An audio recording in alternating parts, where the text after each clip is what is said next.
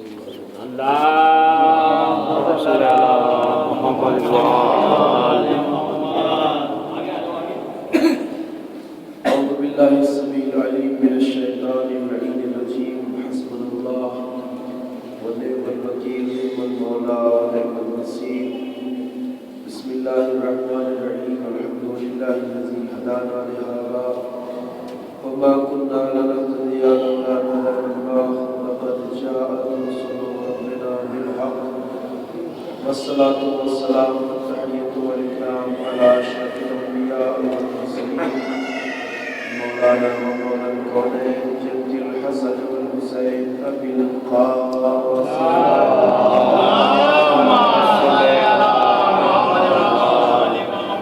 وعلى آله الطيبين الطاهرين المعصومين المظلومين الذين أذهب الله عنهم الرجس وطهرهم تطهيرا.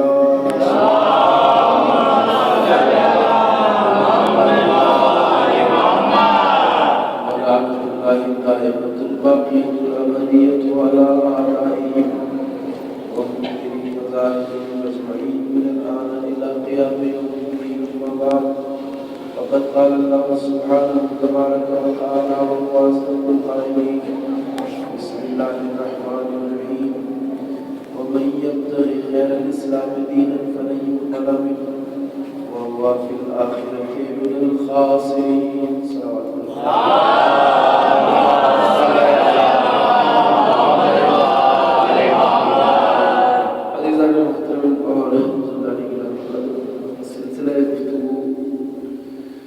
زندگی اور بندگی کے حوالے سے اس آیت کریمہ کے ذریعے میں آپ کی نظر سماعت کر رہا ہوں. اور گزشتہ بیانات میں نے عرض کیا کہ اسلام ایک ایسا دین ہے، ایک ایسا قانون زندگی ہے جس کے مطابق اللہ ہماری زندگی کو گزرتے ہوئے دیکھنا چاہتا ہے. اور اس کا وعدہ ہے کہ جو افراد دین کے مطابق زندگی گزاریں گے وہ کامیاب ہوں گے، اور جس کی زندگی قانون اسلام کے مطابق نہیں ہوگی وہ فی الآخرۃ من الخاسرین، ایسا انسان آخرت میں خسارہ اٹھانے والوں میں سے ہوگا. کبھی میں نے یہ بات گزارش کی تھی کہ آخرت میں اگر خسارے کا ذکر ہے تو ظاہر سی بات ہے وہاں کچھ لوگ فائدے میں بھی ہوں گے. تو آخرت کا فائدہ اور خسارہ دو چیزوں میں منحصر ہے، وہ دنیاوی خسارے اور فائدے کی طرح نہیں ہے. کہ یہاں جو انسان کو خسارہ ہوگا، نقصان ہوگا، اس کی بھرپائی ممکن ہے. آج آپ کو کاروبار میں نقصان ہو گیا، خسارہ ہو گیا، تو کل ممکن ہے آپ اس کی بھرپائی کر سکیں. لیکن آخرت کا خسارہ اور فائدہ بس دو چیزیں ہیں، تیسری کوئی صورت نہیں ہے. جو آخرت میں فائدے میں ہوں گے وہ سب جنتی ہوں گے، اور جو خسارے میں ہوں گے وہ سب جہنمی ہوں گے. ایک صلوات پڑھیے بر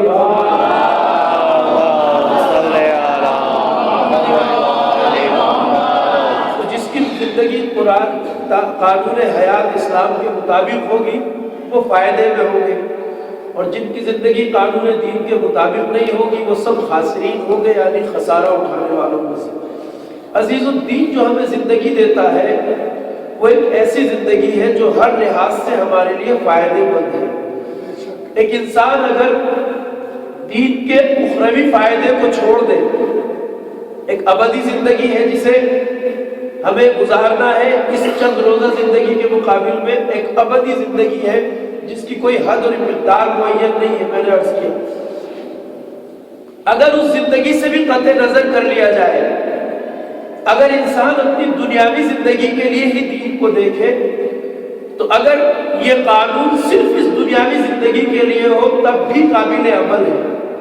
اگر کوئی انسان یہ کہے میرا آخرت میں اعتقاد نہیں ہے، تب بھی اگر دنیاوی زندگی کے لیے اس قانون کو لے، اس صورت میں بھی اس کے لیے فائدے مند ہے. کیوں؟ اس لیے کہ یہ جو دین آداب سکھاتا ہے، جو طریقے سکھاتا ہے، وہ ہمیں اس دنیا میں بھی پرسکون زندگی دینے کے لیے ہے، آرام دہ زندگی کے لیے ہے، آسائش، ہماری روحانی اور نفسیاتی ساری ضرورتوں کی تکمیل کے لیے ہے. کیوں؟ اس لیے کہ فطری طور پر جو انسان اس دنیا میں ہے وہ ایک تو آرام قلب چاہتا ہے، سکون قلب، جسے آرام دہ زندگی کہتے ہیں. میں نے عرض کیا ہے اس بات میں اس اشارے کو کہ اگر انسان آرام قلب چاہتا ہے دنیاوی زندگی میں تو نہ وہ دولت سے حاصل ہوتا ہے، نہ ثروت سے حاصل ہوتا ہے، نہ ہی جاہ و حکومت سے حاصل ہوتا ہے۔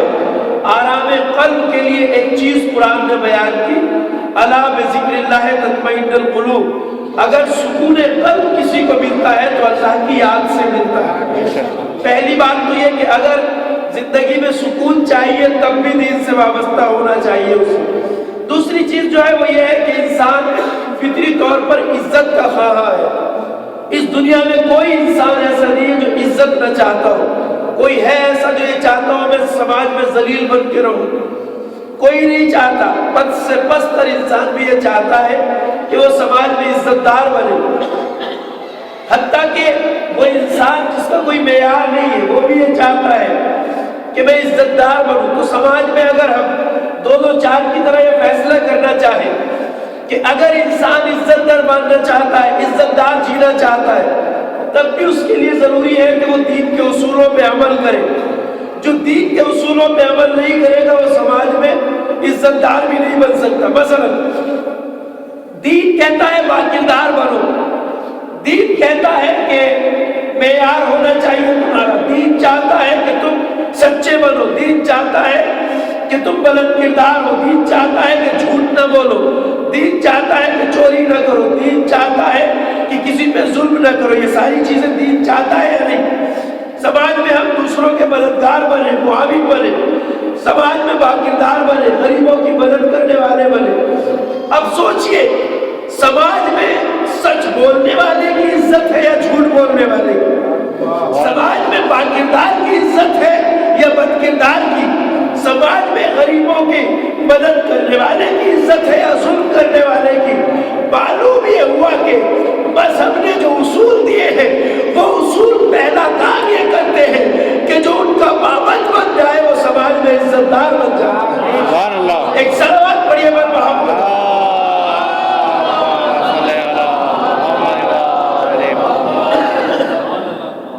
تو پہلا کام جو مذہبی زندگی کرتی ہے وہ یہ کہ انسان کو سماج میں عزت دار بناتی ہے، اس لیے کہ سماج میں عزت اس کی ہوتی ہے جو باکردار ہوتا ہے، جو غریبوں کی مدد کرتا ہے، جو مظلوموں کا سہارا بنتا ہے، جو سچ بولتا ہے، جو کبھی زندگی میں جھوٹ نہیں بولتا۔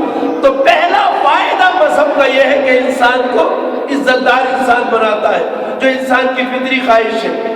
اور عزت اسی کو ملتی ہے کہ جو قانون الہی کا پابند ہو، اس لیے کہ اللہ نے اس اختیار کو اپنے ہاتھ میں رکھا ہے۔ کہا ہے وَتُعِزُّ مَن تَشَاءُ وَتُذِلُّ مَن تَشَاءُ۔ عزت جس کو اللہ چاہتا ہے دیتا ہے، جسے چاہتا ہے ذلیل کرتا ہے۔ یعنی عزت حاصل کرنے کا بس ایک راستہ ہے، وہ ہے اطاعت الہی۔ انسان اگر اللہ کو چھوڑ کے عزت دار بننا چاہے تو وہ اپنے نفس کے فریب میں تو مبتلا ہو سکتا ہے مگر عزت دار نہیں بن سکتا۔ بعض وقت ہوتا ہے کہ انسان عزت کے لیے منفی راستہ اختیار کرتا ہے، سماج میں بڑا آدمی بننے کے لیے غلط راستہ اختیار کرتا ہے، لیکن کوئی بھی ایسا شارٹ کٹ جو اللہ کو چھوڑ کے ہو، جو اطاعت الہی کو چھوڑ کے ہو، وہ انسان کو نفس کے دھوکے میں تو مبتلا کر سکتا ہے مگر عزت دار نہیں بنا سکتا، کیونکہ عزت کا اختیار اللہ نے اپنے ہاتھ میں رکھا ہے۔ ارشاد ہوتا ہے آیت قرآنی میں وَلِلَّهِ الْعِزَّةُ وَلِرَسُولِهِ وَلِلْمُؤْمِنِينَ، عزت اللہ کے لیے ہے، اللہ کے رسول کے لیے ہے اور صاحبان ایمان کے لیے ہے۔ کل عزت صاحبان ایمان تک آتی ہے۔ تو چونکہ اللہ نے اپنے اختیار میں رکھا ہے لہٰذا کوئی ایسا راستہ انسان کو عزت دار نہیں بنا سکتا جو اطاعت کے راستے سے ہٹ کے ہو۔ لیکن بعض وقت انسان سوچتا ہے کہ میں اطاعت کو چھوڑ کے بھی عزت دار بن سکتا ہوں۔ اب دیکھیں فطری خواہش ہے چونکہ، تو آپ ایک چیز دیکھیں گے، میں نے بھی مشاہدہ کیا ہے کہ ایک آدمی وہ جو محلے کا بدماش ہے، محلے کا بدماش ہے، بازار میں اس کی چلتی ہے، گنڈا ہے علاقے کا، سب اس سے ڈرتے ہیں، اس کے اندر بھی ایک فطری خواہش ہے عزت دار بننے کی۔ وہ یہ سمجھتا ہے کہ اس طرح لوگ میری عزت کر رہے ہیں۔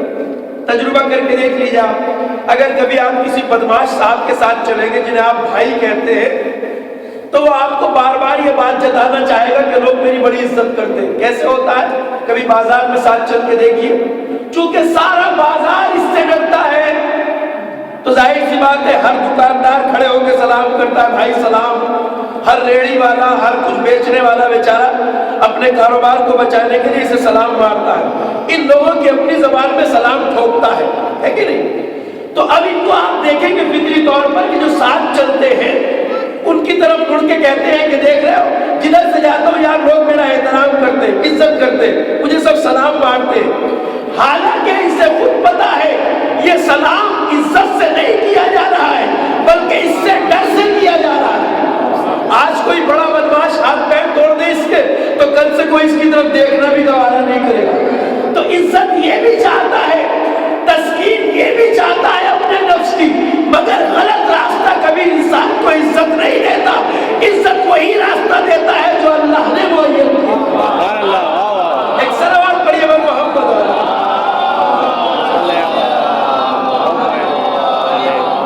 اسی لیے ہو سکتا ہے کہ کبھی عام حالات آپ کو ایسے نظر آئے کہ ایک مومن انسان، ایک پاکیزہ انسان سماج میں ابھی آپ کو لگتا ہے کہ اس کی عزت نہیں ہو رہی ہے، ایک پرہیزگار کی عزت نہیں ہو رہی ہے، ایک سچ بولنے والے کی عزت نہیں ہو رہی ہے، ایک دین پہ عمل کرنے والے کی عزت نہیں ہو رہی، آپ کو لگتا ہے کہ عزت نہیں ہو رہی ہے۔ میں نے کل مثال دی تھی آپ کی خدمت میں، آج ہمارا مزاج بھی یہی ہے کہ اگر کوئی سچا ہے تو ہماری نظر میں اس کی کوئی قدر و قیمت نہیں ہے، اگر ہماری اپنی پارٹی کے خلاف بول جائے تو سب بائیکاٹ کر دیتے ہیں۔ آپ کے انجمن کا آدمی، آپ کے گروپ کا آدمی، آپ کے ساتھ بیٹھنے والا اگر آپ کی غلط کو غلط کہہ دے اور سچ بول دے تو کوئی اس کی تعریف نہیں کرتا، سب یہی کہتے ہیں یار عجیب آدمی ہو، بڑے سچے بنتے ہو، اپنے آپ میں اپنی پارٹی کا خیال نہیں رکھا، ہمارے ساتھ بیٹھتے ہو، ہمارے ساتھ گھومتے ہو، یعنی وہ یہ چاہتا ہے کہ میرے ساتھ بیٹھتا ہے تو جھوٹ بول۔ اب یہ عزت نہیں کر رہا ہے، اس کی سچائی کی عزت نہیں ہے، پرہیزگاری کی عزت نہیں ہے، لگتا ہے کہ عزت نہیں ہے جبکہ حقیقی عزت اسی کی ہے جو بندہ مومن بن کے جیتا ہے، چونکہ اس کی عزت کا اللہ محافظ ہے۔ تو عزیزو اگر سماج میں بڑا انسان بننا ہے، سماج میں سچی عزت کا مالک بننا ہے تو اللہ کی اطاعت کے راستے کو اختیار کیا جائے، اس راستے میں عزت ہے، شرف ہے، اور رب کریم کبھی کسی انسان کے اجر کو ضائع نہیں کرتا، شرط یہ ہے کہ عمل اخلاص کے ساتھ کیا جائے۔ اگر نیت خالص ہے اللہ کے لیے تو کوئی عمل ضائع نہیں ہوتا، اسی لیے ہمارے مذہب میں ریاکاری سے بچنے کا حکم دیا گیا ہے، عمل چاہے کم کرو مگر خالص اللہ کے لیے کرو، اس میں عزت ہے، شان ہے۔ ریاکاری سے کیوں بچایا گیا ہے؟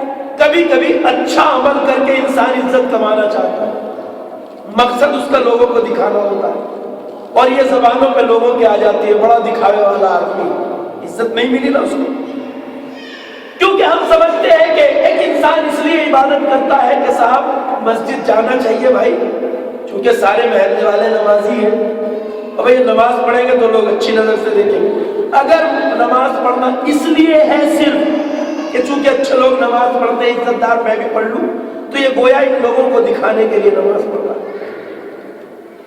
اگر ہمارا مقصد صرف یہ ہو، اللہ چاہتا ہے عمل کرو خالص اللہ کے لیے، اخلاص نیت کے ساتھ، اس میں ریا شامل نہ ہو، دکھاوا، جہاں دکھاوا ہو گیا تو عمل پھر اللہ کے لیے نہیں رہتا، اس کے لیے رہتا ہے جسے دکھایا جانا ہے۔ لہذا اللہ چاہتا ہے خالص عمل کیا جائے، اور یہ نہ سمجھیے کہ اگر آپ خالص عمل کریں گے تو آپ کا تذکرہ نہیں ہوگا، یہ اللہ کا وعدہ ہے، عزت چونکہ اس کو دینا ہے، اختیار اس کے ہاتھ میں۔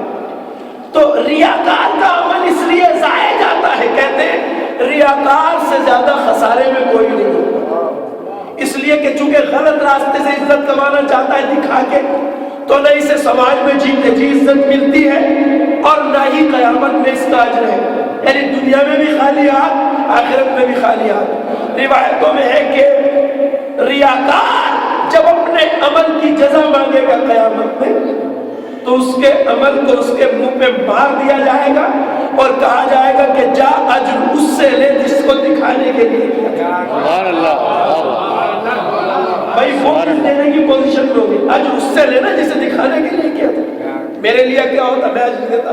تو ریاکار یہاں بھی خسارے میں، وہاں بھی خسارے میں۔ آپ جانتے ہیں سماج میں ایسے لوگوں کی عزت نہیں ہوتی چونکہ ہر آدمی بھاگ جاتا ہے کہ جو کر رہا ہے وہ دکھاوے کے لیے کر رہا ہے، لوگ تعریف کریں، تو یہ دنیا میں بھی خسارے میں ہے بیچارہ، آخرت میں بھی خسارے میں۔ عمل کو خالص بناؤ اللہ کے لیے. جس دن عمل خالص ہو جائے گا اس دن اپنے نفس میں محسوس کرو گے کہ حقیقی عزت جو چاہتے تھے وہ رب کائنات نے دی. اس لیے کہ اس کا اختیار اس کو. اب ایک روایت ہے ہمارے یہاں، ایک روایت ہے مصحف ناطق حضرت امام جعفر صادق علیہ السلام.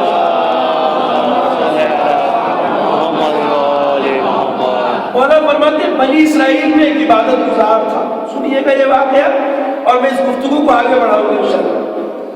بنی اسرائیل میں ایک عبادت گزار تھا. مولانا فرماتے ہیں اس نے عبادت کی برس ہا برس، لیکن اس کے دل میں ایک تمنا کروٹ لیتی تھی اور وہ یہ چاہتا تھا کہ میں جدھر سے گزروں، کم از کم بازار سے گزروں، محلے سے گزروں، کچھ لوگ جب مجھے دیکھا کریں تو یہ کہا کریں آپس میں ایک دوسرے کو دیکھ کے کہ دیکھو کتنے بڑے عابد جا رہا ہے، کتنا بڑا عبادت گزار ہے، کتنا بڑا اللہ کا نیک بندہ ہے. یہ خواہش اس کے دل میں تھی. ہمارے بھی ہو سکتی ہے، ہم جا رہے ہیں ہم چاہیں کہ بھائی دیکھیں مولانا جا رہے ہیں، بہت بڑے مولانا. ہو سکتی ہے تمنا ہر انسان.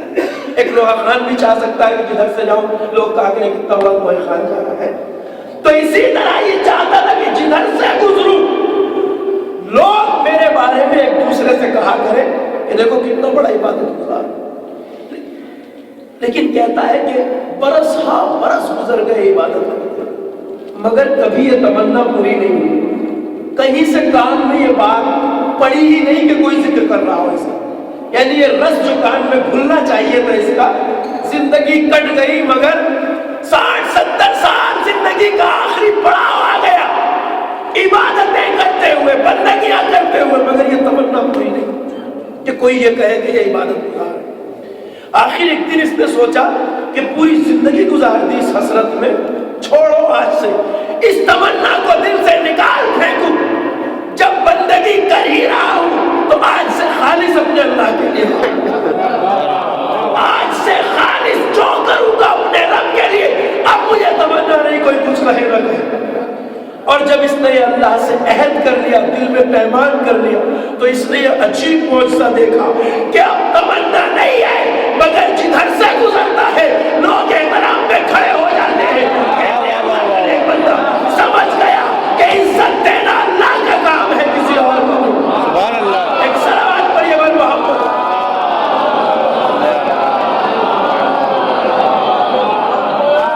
تو سچی عزت مثبت راستے سے ملتی ہے. مثبت راستہ ہے خالص عمل کو اللہ کے لیے بنایا جائے.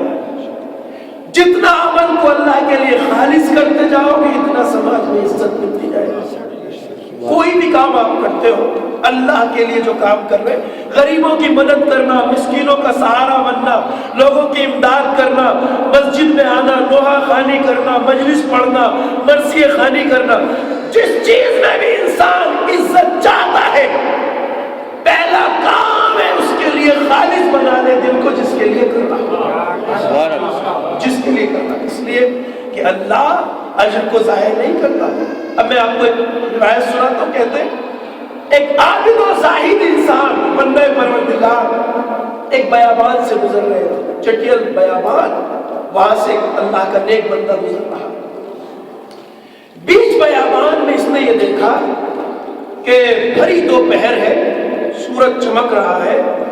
اسی سورج کی روشنی میں ایک سونے کی تشتری پڑی ہوئی ہے بیچ بیابان میں جو چمک رہی ہے. اب سونے کی پلیٹ تشتری ایک بیابان میں پڑی ہے، سورج کی دھوپ اس پہ پڑ رہی ہے، اتنی روشنی اس سے نکل رہی ہے کہ آنکھیں چبھیا رہی ہیں، اتنا چمک رہی ہے. اب یہ بندہ خدا جب قریب پہنچتا ہے تو سوچتا ہے ممکن ہے کسی مسافر کی رہ گئی ہو جو اس منزل سے گزرا ہو. اس نے یہ سوچ کر کہ ہو سکتا ہے وہ یہاں تلاش کے لیے آئے، اس سونے کی تشتری کو مٹی کے نیچے دبا دیا اور آگے بڑھ گئے. کہتے ہیں کہ ابھی چند قدم آگے بڑھے تھے کہ جھناکے کی آواز ہوئی اور انہوں نے پلٹ کے جب دیکھا تو کیا دیکھا، وہ تشتری دوبارہ مٹی سے نکل آئی ہے اور زمین پہ بڑی چمک گئی. واپس آئے اور پھر دوبارہ انہوں نے اس کو مٹی میں دفن کر دیا، دبا دیا.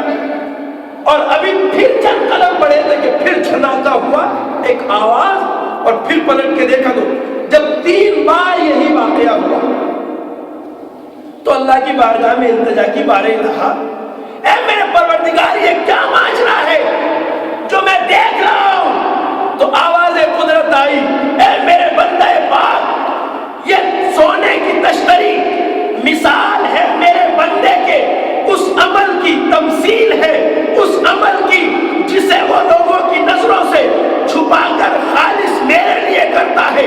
جس طرح تم اسے چھپانے کی کوشش کر رہے ہو، جتنا اپنے عمل کو چھپاتے جاؤ گے اتنا ہی اللہ انسانوں کی نظر میں آشکار کرتا چلا جائے۔ ایک صلوات پڑھیے بل محمد۔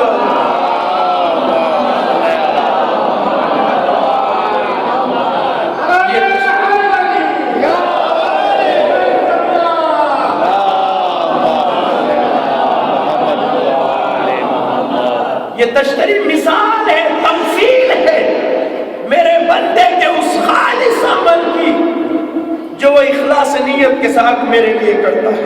جیسے تم اسے چھپا رہے ہو، دبا رہے ہو، مگر یہ آواز کے ساتھ پھر چمک رہی ہے، اسی طرح جو بندہ اپنے عمل کو خالص ہمارے لیے کرے گا ہم اسے لوگوں کی زبان پہ جاری کرتے ہیں۔ اور یہ بات ہے، قدرت ہے، اللہ عزت اسی کو دیتا ہے جو اخلاص کے ساتھ کام کرتا ہے۔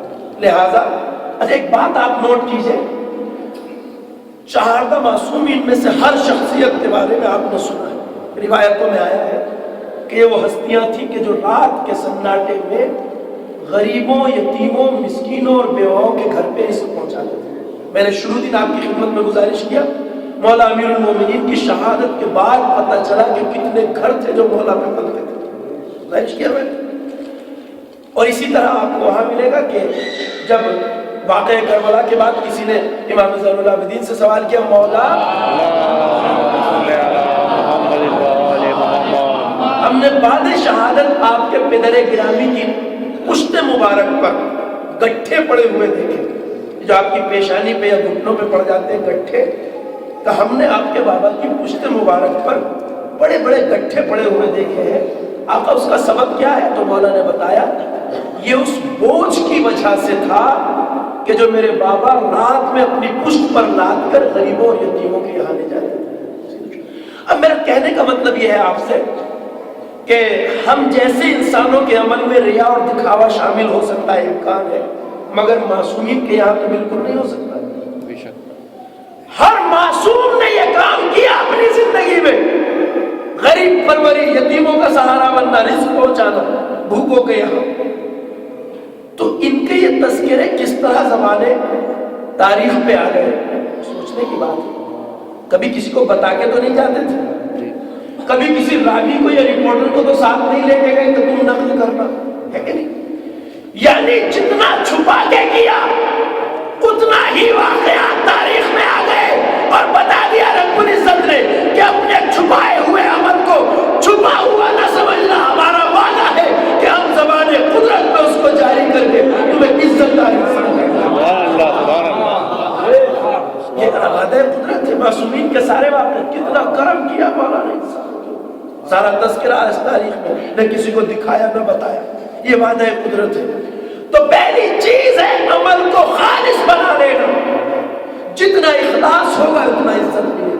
تو میں یہ کہنا چاہتا ہوں کہ اگر دین کو منہائے آخرت بھی دیکھیں، آخرت کو ہٹا کے بھی اگر دین پہ عمل کیا جائے تب بھی ہمیں سماج میں عزت دار انسان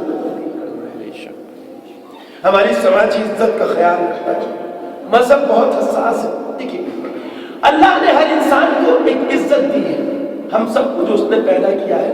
میں نے عرض کیا تھا کہ ہم معمولی وجود نہیں ہیں، یہ انسان اس لائق ہے کہ مظہر صفات پروردگار بن سکے۔ تو اللہ نے ہر انسان کو ایک عزت عطا کی ہے، مرتبہ عطا کیا ہے، اور وہ کسی حالت میں یہ نہیں چاہتا کہ اس انسان کی عزت پہ حرف آئے۔ ہمیں بھی بتایا گیا ہے کہ کم از کم اپنے آپ کی قدر کو جانو، اپنی عظمت کو پہچانو، اپنی عزت کا خیال رکھو، نہ تو خود کو ذلیل کرو اور نہ کسی کو یہ اجازت ہے کہ کسی کو ذلیل کرے کوئی۔ اسی لیے ہمارے مذہب میں غیبت کو حرام قرار دیا گیا، چغل خوری کو حرام قرار دیا گیا، پیٹ پیچھے برائی کرنے کو حرام قرار دیا گیا۔ کیوں؟ اس لیے کہ اللہ کی دی ہوئی اس عزت پر حملہ ہے یہ غیبت جو اللہ نے اسے عطا کی۔ سبحان اللہ. کیونکہ وہ نہیں پسند کرتا اس کے بارے میں کوئی ایسی بات ہے. اور پھر بعض لوگ یہ کہہ دیتے ہیں کہ بھئی یہ بات تو ان میں پائی جاتی ہے. تو پائی جانے والی بات ہی کو پس پشت کہنا غیبت کہلاتا ہے. جس کا وہ ذکر پسند نہیں کرتا ہے اسی بات کو پیچھے کہنا غیبت کہلاتا ہے، اور یہ گناہ کبیرہ ہے. لیکن اگر وہ بات نہیں پائی جاتی تو اس سے بڑا گناہ ہے جسے بہتان ہے، تہمت اور الزام ہوتا ہے، اس سے بڑا. تو میں آپ سے یہ کہنا چاہتا ہوں کہ یہ اللہ نے جو ہمیں عزت دی ہے وہ چاہتا ہے کہ ہم خود بھی اس کی عبادت کریں، اور کسی انسان کو یہ اجازت نہیں ہے کہ کسی کی عزت پہ حملہ کرے. اتنا اہتمام کیا ہے کہ مولا نے فرمایا کہ وہ انسان جو اپنی قدر نفس کو پہچان لے کہ میں کیا ہوں، وہ کبھی بھی اپنے نفس کو برائی میں مبتلا نہیں کرتا. مولا نے ارشاد فرمایا کہ جس انسان کو اپنے نفس کی معرفت حاصل ہوگی، حانت علیہ سیئات، وہ گناہوں سے بچے گا. کیوں؟ اس لیے کہ گناہ انسان کے نفس کو ذلیل کرتا ہے، گناہ انسان کو مستی کی طرف لے جاتا ہے. جس انسان کو اپنے نفس کی عزت کا پتہ ہوگا وہ گناہ سے بچے. یہ مولا کا فرمان ہے. نفس کو گناہ سے کون بچائے گا؟ جسے اپنی عزت کا خیال ہو. دیکھیے نا، عام بات، انسان ہر طرح کے پائے جاتے ہیں. معصوم گناہ سے کیوں اجتناب کرتے ہیں؟ معصوم گناہ سے کیوں بچتے ہیں؟ اس لیے کہ وہ گناہ کی برائی کو پہچانتے ہیں، کس قدر کثافت کی چیز ہے گناہ، اس کو بخوبی جانتے ہیں، اس لیے بچتے ہیں. مراتب ہے ہر چیز. اب دیکھیں، ایک شریف انسان جسے سماج میں اپنے وقار کا علم ہو تو آپ اسے اگر 1000 روپے بھی دینے کو کہیں تو وہ گندی نالی میں ہاتھ نہیں ڈالے گا. تو اپنی شخصیت کو جانتا ہے، نالی بہ رہی ہے، آپ اسے 1000 روپے بھی تھمائے تو نہیں ڈالے گا، اس کو اپنی عظمت کا پتہ ہے. تو جو اپنی شخصیت کو پہچانتا ہے وہ گرا ہوا کام نہیں کرتا. اسی طرح جسے اپنی نفس کی قدر و منزلت کا پتہ ہو وہ گناہ میں اپنے نفس کو مبتلا نہیں کرتا. سبحان اللہ. کتنا مقام ہے، اللہ نے مجھے باعزت انسان بنایا، مجھے باشرف. اسی طرح وہ قذارت ہے، گناہ ایک گندگی ہے، گناہ ایک قذارت ہے، گناہ ایک بری چیز ہے جس میں عزت دار انسان اپنے نفس کو. مولا نے کہا جس نے اپنے نفس کو پہچان لیا وہ برائیوں سے اپنے نفس کو بچاتا ہے، اس لیے کہ برائی ایک ذلت ہے ایک طرح کی. تو یہ قدر و منزل. اب دیکھیں ہمارا مذہب ہماری کس طرح عزت کرتا ہے، قدر جانے اس دین کی. میں آپ کو گزارش کروں ہم اپنے نفس کو ہر برائی سے بچائیں، حتیٰ کہ ایسی جگہ سے بھی بچائیں جہاں برائی ہو. اسی لیے کہا اتقوا مواضع التہمہ، ایسی جگہوں سے بچو جہاں تہمت لگنے کا خطرہ ہو. کیوں کہا جا رہا ہے؟ تاکہ تمہارے عزت دار نفس پہ کوئی الزام نہ لے. ہمیں کیا سمجھایا؟ آپ نے اصطلاح ضرور سنی ہوگی، ایسی جگہ جانے سے بچو جہاں تہمت لگنے کا خطرہ ہو. اتقوا مواضع التہمہ حدیث ہے، تہمت کی جگہ سے بچو. یعنی اگر آپ ایک شریف انسان ہیں، ایک مومن انسان ہیں، تو بری جگہ نظر نہ آئے، کیونکہ ہو سکتا ہے کوئی آپ کو دیکھے اور خیال کرے کہ حضرت یہاں آئے ہیں. مثلا آپ مولانا صاحب ہیں تو خیال رکھیے کہ آپ کبھی سنیما ہال کے دروازے پہ کھڑے دکھائی نہ دیں، کبھی کسی بیئر بار کے دروازے پہ دکھائی نہ دیں، آپ کہیں کسی ڈسکو کلب کے دروازے پہ کھڑے نہ ہوں. کیوں؟ اس لیے کہ اگر گئے بھی نہیں ہیں ممکن ہے کسی کے ذہن میں یہ خیال آئے کہ کھڑے ہیں تو گئے بھی ہوں گے. یہ ذمہ داری ہماری ہے کہ کسی کے ذہن میں یہ خیال نہ آنے پائے، چاہے نہ گئے ہو مگر یہ خیال آ سکتا ہے. کہا بری جگہ سے بچو، ایسی جگہ نہ جاؤ جہاں تہمت لگنے کا خطرہ ہو. ایک طرف ہمیں سمجھایا گیا مانا ہم گناہ نہیں کر رہے، مگر ایسی جگہ کھڑے بھی نہ ہو جہاں کسی کے ذہن میں یہ خیال آئے کہ حضرت شاید اندر سے تشریف لا رہے ہیں. اپنے نفس کو بھی تہمت کی جگہ سے بچاؤ. اتنا خیال ہے ہماری عزت نفس کا دین کو. جہاں تم پہ الزام لگ سکتا ہو اس میں پھر کیا ہے بتاتا ہے قرآن. اگر اب دیکھیں جس نے دیکھ لیا ہے آپ کو ایسی جگہ، اسے بھی سمجھاتا ہے کتنا خیال ہے مذہب کو ہمارا. اگر دیکھ لیا ہے تو وہاں قرآن کا ارشاد ہے ظنوا بالمؤمنین خیرا. اگر کسی مرد مومن کو غلط جگہ دیکھ بھی لو تو اس کے بارے میں حسن ظن رکھو, برا گمان نہ پیدا کرو. ایک صلوات پڑھیے بر محمد.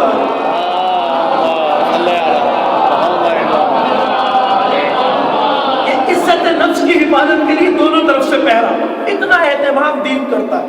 تم خود بھی نہ جاؤ, خیال رکھو اپنا, مانا گناہ نہیں کر رہے ہو مگر ایسی جگہ نظر نہ ہو جہاں توبت لگ سکے. اور جس نے آپ کو کھڑے دیکھ لیا ہے وہاں, اس کو قرآن کہتا ہے ظنوا بالمؤمنین خیرا, مومن کے بارے میں حسن ظن رکھنا, برا گمان نہ لانا. یہ کیوں سوچتے ہو کہ وہ اندر سے آ رہا ہے, یہ سوچو کہ کوئی مجبوری اس کو یہاں لے آئی ہو, کسی کے انتظار میں کھڑا ہو. یہ دھیان ہی نہ ہو کہ اوپر بورڈ کاہے کا لگا ہے کہ نہیں. ہو سکتا ہے بے خیالی میں آ گیا ہو. تو مومن کے بارے میں حسن ظن رکھو. آج کل یہ مشکل پیش آتی ہے کہ اب میں تو چونکہ اس معاملے میں کوئی تکلف نہیں کرتا اس لیے کہہ دیتا ہوں ان باتوں کو کہ آج آپ انٹرنیٹ یوز کرتے ہیں, بڑی زمانہ بہت فری ہو گیا. اب مثلا آپ کا فیس بک اکاؤنٹ ہے, ٹھیک ہے صاحب, کبھی کبھی ایسی چیز آپ کے اکاؤنٹ پہ شو ہونے لگتی ہے جس سے آپ کا کوئی تعلق نہیں. ابھی میرے فیس بک پیج پہ کچھ ایسا آ گیا کہ کچھ بچوں نے کمنٹ کیا مولانا اور یہ کہا, اور بہت سے لوگوں نے دفاع کیا اس کا. میں کیا کر رہا ہوں, یہ وہ چیز ہے جو کبھی بھی کسی کے اکاؤنٹ پہ آ سکتی. تو کہنا یہ چاہتا ہوں یہ مثال ہے اس بات کے لیے, اگر خدا نہ خواستہ کچھ ایسا دیکھ بھی لو تو مومن کے بارے میں کم از کم حسن ظن رکھو. سبحان اللہ. چیزیں آج عام ہو گئی ہیں. آپ ضروری نہیں کہ کسی کے کان میں اگر وہ ایئر فون لگائے تو وہ گانا نہیں سن رہا ہو, ہے کہ نہیں. ان کے بارے میں حسن ظن رکھو. تو کہنا یہ چاہتا ہوں کہ اگر اس چیز کو ہم لائیں کس لیے ہے, یہ مذہب نے کیوں رکھا تاکہ عزت نفس محفوظ رہے. آپ جو کر رہے ہیں ضروری نہیں کہ ایک بچے کے ہاتھ میں اگر ایک ایسا پیش رفتہ موبائل ہے جس میں وہ بہت کچھ کر سکتا ہے تو آپ اس کو سوچیں وہ برائی میں مبتلا نہیں. ایسا مومن کے بارے میں حسن ظن رکھو. تو عزت نفس کی دین اتنی حفاظت کرتا ہے کہ ظنوا بالمؤمنین خیرا, مومن کے بارے میں حسن ظن رکھا کرو, بد ظنی پیدا نہ کرو. تو یہ چیزیں کیسی ہیں کہ مذہب ہمارا محافظت کرتا ہے. میں نے عرض کیا کہ غیبت وہ گناہ ہے کہ جسے زنا سے زیادہ بدتر قرار دیا گیا ہے. ان چیزوں پہ ذرا غور کرنے کی بات ہے. کیوں گناہ کبیرہ وہ بھی ہے, گناہ کبیرہ یہ,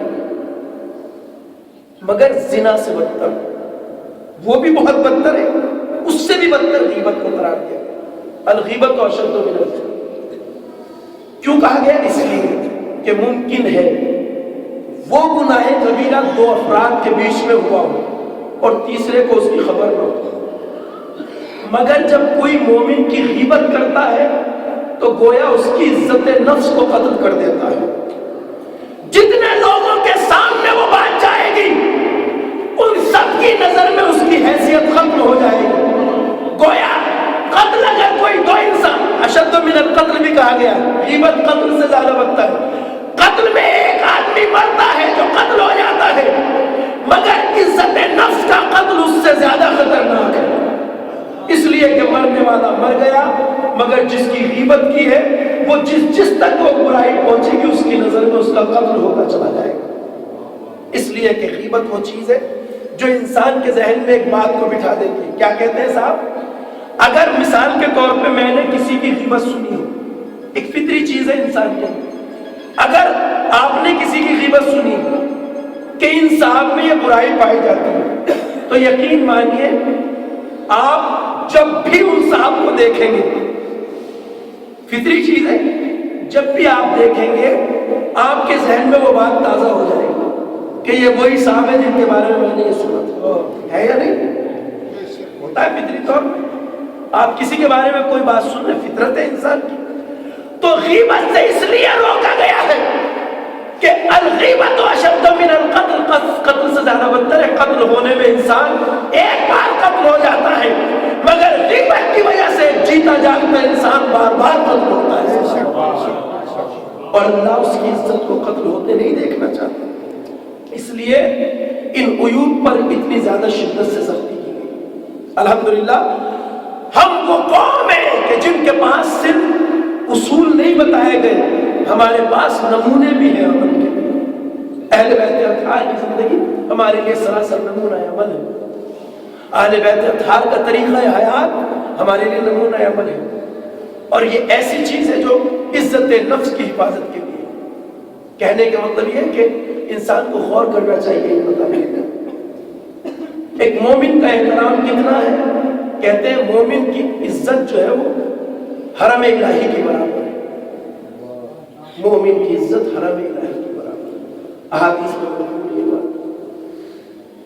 اپنے آپ کو کبھی بھی یہ نہ سمجھیے کہ ہم بہت بڑے صاحب عزت ہیں تو ہر کسی سے ملنے کو تیار نہیں۔ سوچیے، ایک مومن کی سب سے بڑی عزت یہ ہے کہ وہ مومن ہے۔ ایک مومن کا سب سے بڑا شرف یہ ہے کہ وہ محب اہل بیت ہے۔ ایک مومن کا سب سے بڑا کمال یہ ہے کہ وہ عاشق اہل بیت ہے۔ اس سے بڑا نہ کوئی شرف ہے نہ کوئی عزت ہے۔ سبحان اللہ۔ اپنے کو کبھی بھی اس مقام پہ نہ لائیے کہ مغرور ہو جائیں، اس لیے کہ سوچنے کی بات ہے۔ مولا نے جو کردار رکھا، سب سے بڑا شرف یہ ہے کہ انسان محب اہل بیت ہو۔ جس کے دل میں عظمت اہل بیت ہے، محبت اہل بیت ہے، اس کا احترام ضروری ہے۔ علی ابن یقطین مولا کے زمانے میں حضرت امام جعفر صادق علیہ السلام،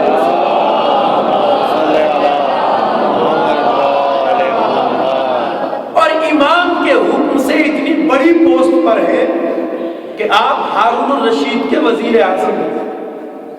ہارون الرشید کے وزیر اعظم جناب علی ابن یقطین۔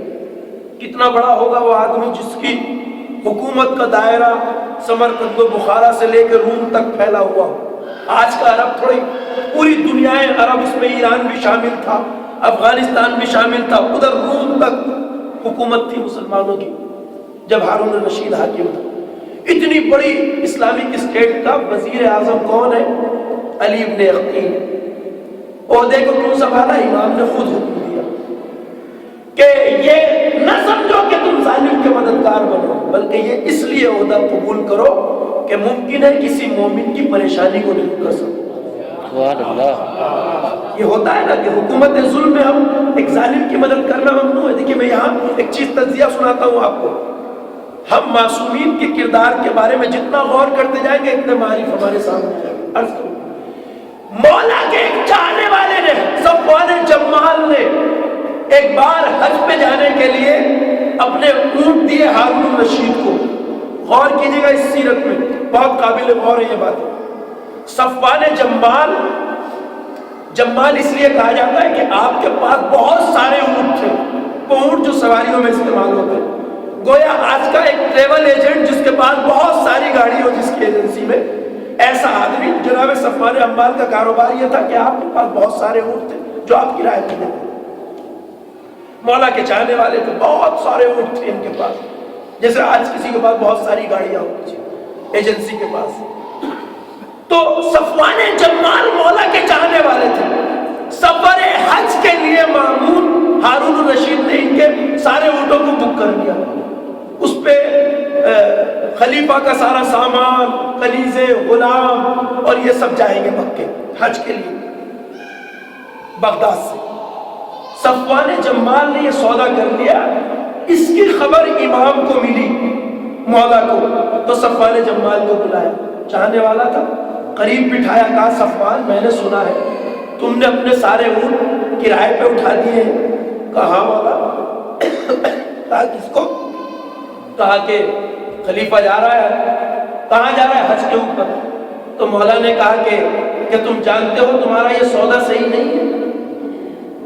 کہا مولا اس سودے میں برائی کیا ہے؟ وہ حج کے سفر پہ ہی تو جا رہا ہے، سفر حج پہ ہی تو جا رہا ہے، تو گناہ کا سفر تو نہیں ہے۔ تو امام نے کہا پہلو یہ نہیں ہے کہ وہ سفر حج پہ جا رہا ہے، تم نے کیوں دیا ہے اس کو؟ کم از کم اس سے اپنا کرایہ تو چاہتے ہو واپس؟ کہا مولا کہ تمہارے دل میں یہ تمنا نہیں ہے کہ وہ وہاں سے سفر حج سے لوٹ کے آئے تمہارا کرایہ دے؟ کہا مولا یہ تو سچی بات ہے، میں تو یہی چاہوں گا۔ کہ تمہارے دل میں اس کا مطلب یہ ہے کہ ایک ظالم کے چند دن ہی صحیح زندہ رہنے کی تمنا تو ہے.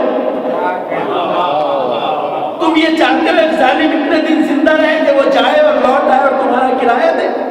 کہا یہ تو سچی بات ہے کہ بس کسی ظالم کی زندگی کا چند روز بھی چاہنا اس کے ظلم میں شرکت ہے.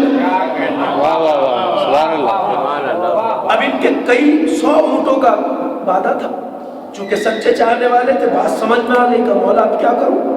مولا نے طریقہ بتایا اور اگلے ہی دن انہوں نے اپنے سارے اونٹوں کو بیچ دیا.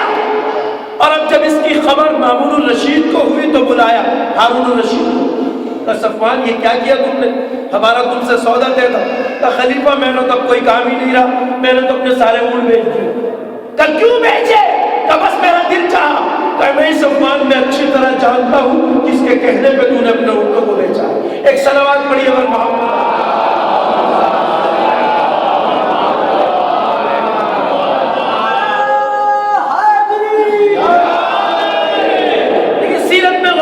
میں نے یہ واقعہ آپ کو اس لیے سنایا کہ جس ظالم کی چند روزہ زندگی امام کو منظور نہ ہو، اپنے چاہنے والے کے دل میں اس کی زندگی کی تمنا، اسی امام نے اپنے چاہنے والے کو کہا کہ تم وزیر بن جاؤ ہارون الرشید. تضاد ہے اس میں؟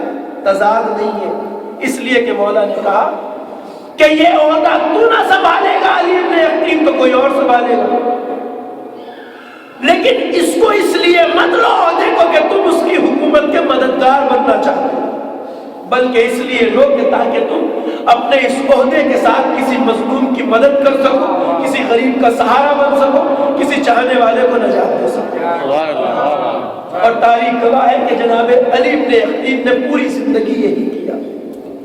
بار بار شکایتیں ہوئی ہارون کے پاس کہ یہ آپ کا وزیر شیعہ ہے، لیکن ہر بار امام کو ایسا انتظام کرتے تھے کہ علی ابن یقین بن جاتے تھے.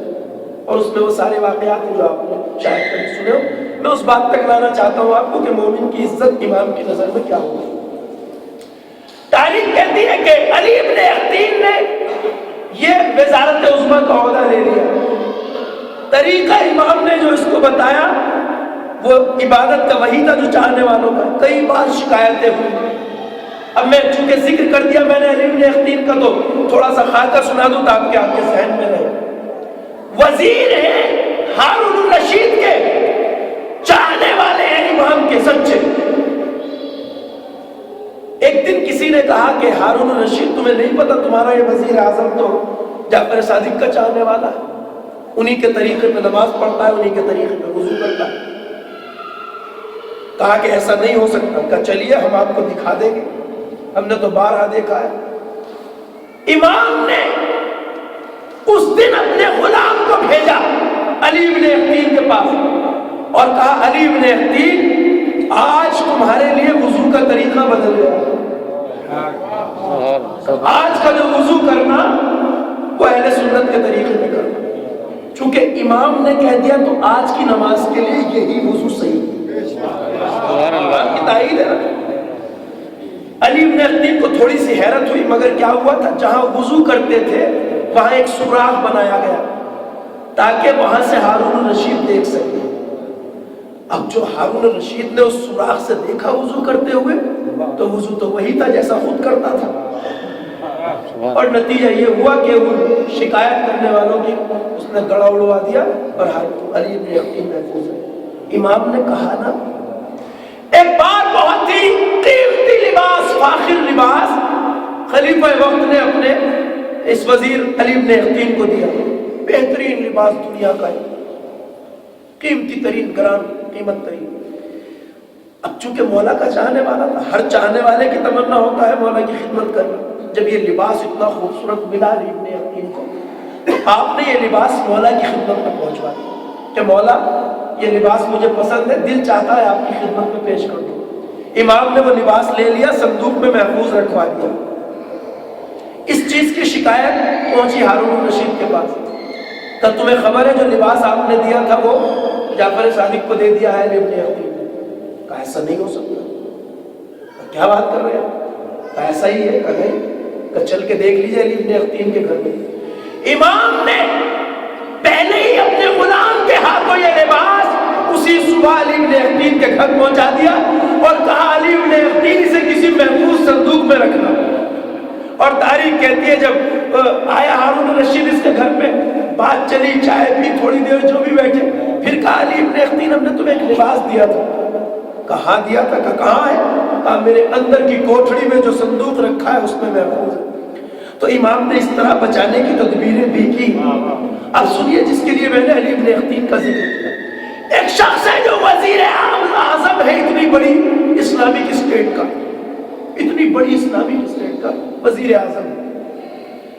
ایک دن مولا کا ایک عام چاہنے والا غریب جس کا نام ابراہیم تھا, کسی ضرورت سے علی ابن یقین کے دروازے میں جاتا ہے, اندر خبر بھجواتا ہے علی ابن یقین کو کہ آپ سے ملنے کے لیے ایک شخص آیا ہے جس کا نام ابراہیم ہے. اچھی طرح جانتے تھے علی ابن یقین, مگر شاید کچھ مصروف تھے یا ملنا نہیں چاہا یا مصروفیت کا بہانہ کیا. کہا کہ ان سے کہو کہ آج میں ان سے مل نہیں سکتا, پھر بعد میں آئے. بڑی تکلیف ہوئی ابراہیم کو کہ میں ملنے آیا تھا, مجھے وقت نہیں دے سکے, اور وہ واپس چلے گئے. ان کی جنگل میں کھیتوں کے درمیان کوئی ایک چھپر کا ایک مکان تھا, محمود مکان. وہ مایوس ہو کے چلے گئے واپس.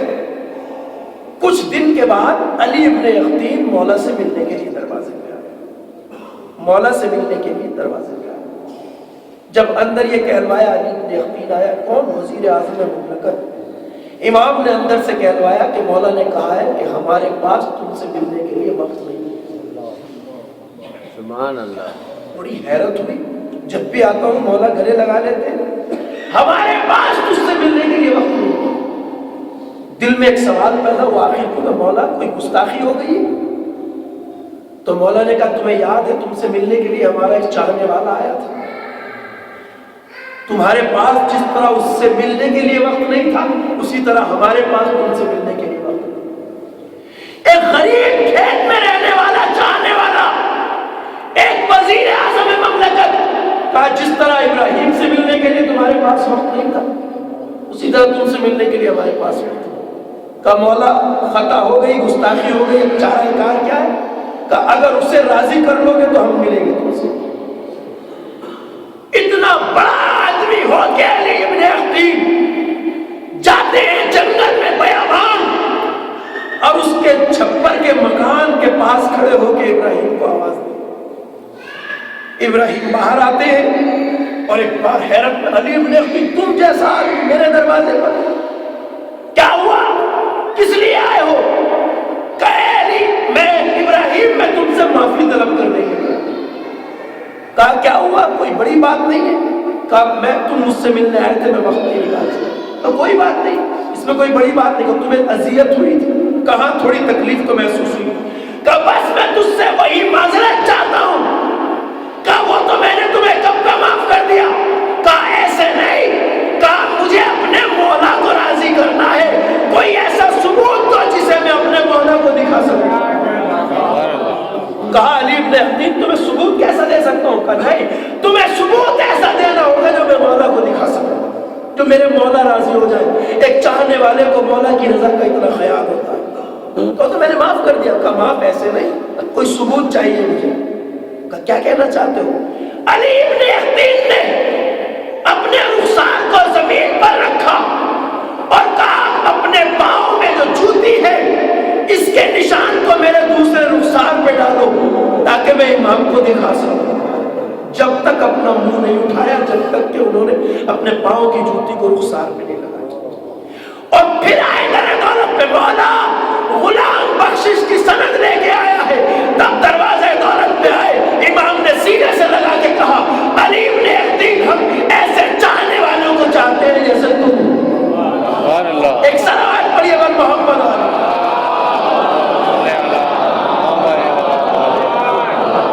تو کبھی بھی کسی خیال رکھنا چاہیے, مولا یہ چاہتے. سب سے بڑی عزت ایک انسان کی یہ ہے کہ وہ وہی پہنے میں تھے. سب سے بڑی عزت یہ ہے کہ اس کے دل میں دولت عشق ہے. میں نے اس دن اشارہ کیا تھا کہ اس دولت کا بدل, اس ثروت کا بدل نہ تو ہیرے جواہرات ہو سکتے ہیں، نہ سونے کے پہاڑ ہو سکتے ہیں۔ اس لیے کہ جب مولا نے اپنے اس چاہنے والے کو دکھایا کہ دیکھ غور سے، کیا دیکھا؟ پورا سونے کا پہاڑ سونے کا ہو گیا۔ اٹھانے کے لیے جب آگے بڑھا تو کہا وہ دولت لے لو مگر ہماری محبت کی دولت لوٹا جاؤ، کیونکہ جسے اس دولت کی قدر و قیمت معلوم نہ ہو وہ جائے کہیں بھی ٹھوکریں کھائے، مگر جسے اس دولت عشق کا احساس ہو اس کے سامنے نہ ہیرے جواہرات کی کوئی حیثیت ہے، نہ سونے کے پہاڑ کی کوئی حیثیت ہے۔ سب سے بڑی دولت ہے عشق اہل بیت، سب سے بڑی ثروت ہے عشق اہل بیت، سب سے بڑا اثاثہ ہے عشق اہل بیت۔ جو اس دولت سے مالا مال ہے اس سے بڑا صاحب عزت کوئی نہیں، صاحب شرف کوئی نہیں۔ لہذا عزیزوں، ہمارے سامنے جو سیرت کے نمونے ہیں ان میں ہمیں غور و خوض کرنا چاہیے۔ اور اب سوچنے کی بات ہے کہ جو اتنی بڑی عزت مطلقہ کے مالک، جن کی ولایت انسان کو صاحب عزت بنا دیتی ہے، وہ خود کیسی عزت کے مالک ہو۔ اور پھر ایسے عزت دار انسانوں کو اگر بازار شام و کوفہ میں لایا جائے تو کیا زمین کا سینہ پھٹ نہ جائے، آسمان گر نہ پڑے؟ مگر ان کی رضا نہ تھی، مگر نہ زمین بھی پھٹتی آسمان بھی کیوں۔ سوچنے کی بات ہے، جو خلقت کائنات کا سبب ہو ایسی ذات بازار شام و کوفہ میں کھڑی ہو اور اس کے ہاتھوں میں ہتھکڑیاں ہو، کوئی سید سجاد کے دل سے پوچھے کس بے کسی کے ساتھ شام و کوفہ میں؟ مسائل کے چند فکرے کہوں گا، مجلس تمام ہو جائے۔ وہ جو عزت کائنات ہو، وہ جو کائنات کا عظیم ترین انسان ہو، جس کے صدقے میں کائنات خلق ہوئی ہو، اس کے ہاتھوں میں ہتھکڑیاں ہو، پیروں میں بیڑیاں ہو، اس درد کو سجاد کبھی نہیں بھولا۔ کیسے بھول جاتے کانوں میں آنے والی اس آواز کو جہاں کہا جا رہا ہو تماشائیوں دیکھو یہ علی کی بڑی بیٹی زینب ہے، یہ چھوٹی بیٹی ام کلثوم۔ کیسے بھول جاتے سجاد؟ اسی لیے جب کسی نے پوچھا مولا سب سے بڑی مصیبت کہاں پڑی تو طرف کے یہی کہا الشام الشام الشام۔ عامر سے جب وطن میں کسی نے کیا کلام، دوسرے ستم زیادہ کہاں تم پہ یا امام، فرمایا رو کے آپ نے الشام شام شام۔ ارے سرنگ میرا کنبہ تھا اور گرد خاص وہاں بیووں کو دیکھتے ادو شاد ہوتے تھے، ارے بابا کا سر بھی روتا تھا اور ہم بھی روتے تھے۔ ایسی مظلومیت سے گزرے جو عزت کائنات، جو شرف کائنات، میں ترجمہ نہیں کر سکتا مگر شعر کا مفہوم آپ تک پہنچانا چاہتا ہوں، دل سنبھال کے سنیے گا جس تک بات پہنچ جائے۔ ایک مرثیہ ہے مولا کا، خود فرماتے ہیں اوقات و ذلیلا فی دمشق کاننی اب تم من الزند غابان ہو نصیر۔ مجھے شام کے بازار میں رسیاں باندھ کر ایسے گھسیٹا جا رہا تھا جیسے ترک و دیرب کے ہم کوئی غلام جن کا کوئی مددگار نہیں۔ یقیناً ترک کے غلاموں کا کوئی مددگار نہیں، مگر ہم تو اولاد رسول تھے، ہم تو امت رسول کے بیچ میں تھے۔ سجاد تاؤم روئے یاد کر کے کربلا، تاؤم تاریخ کہتی ہے میرا مولا جب مدینے آ گیا تب بھی جب بھی کھانا سامنے آتا تھا تو کربلا والوں کی پیاس یاد کرتا تھا، جب پانی آتا تھا تو تشرگی یاد کر کے روتے تھے۔ کتنا روئے میرے مولا، کتنا روئے۔ تاریخ کہتی ہے کہ ایک دن چھت پہ بیٹھے تھے، وضو کے لیے پانی آیا تو پانی کو دیکھ کے اتنا روئے، اتنے آنسو گرے کہ پانی مذاق ہو گیا۔ جب پانی مذاق ہو گیا تو امام نے اس پانی کو انڈیل دیا۔ اب جو چھت کے پرنالے سے پانی نیچے گرا، ایک چاہنے والا گزر رہا تھا، اس کے لباس پہ چند قطرے گرے۔ ایک بار اس نے سوچا نہ جانے کیسا پانی ہے، آیا دروازے پہ، کنیز نے دروازہ کھولا، کہا کنیز خدا یہ بتا جو پانی اوپر سے گر رہا ہے یہ پانی